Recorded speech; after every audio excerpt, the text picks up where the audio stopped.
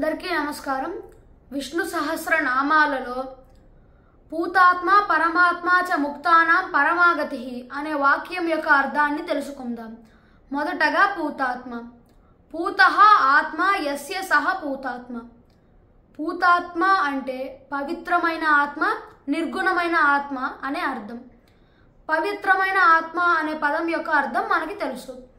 నిర్గుణమైన ఆత్మ అంటే సాక్షి కేవలో నిర్గులశ్చ, అంటే మనలో ఆత్మరూపంలో ఉన్నప్పటికీ మనం చేసే పాపపుణ్యాలు అతనికి అంటవు, అతను కారకుడు కాదు.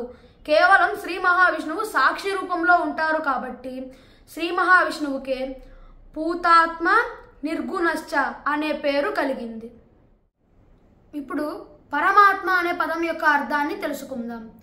పరమశ్చాసౌ ఆత్మా చేతి ఇది పరమాత్మ, అంటే మనలో సాక్షి రూపంగా ఆత్మ ఉంది.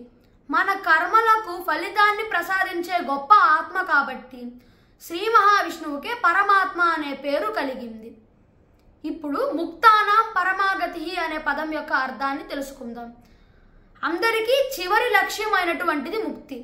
అటువంటి ముక్తిని ప్రసాదించేటువంటి వాడు కాబట్టి శ్రీ మహావిష్ణువుకే ముక్తానాం పరమాగతి అనే పేరు కలిగింది. మరికొన్ని విశేషాలు మరొక వీడియోలో తెలుసుకుందాం.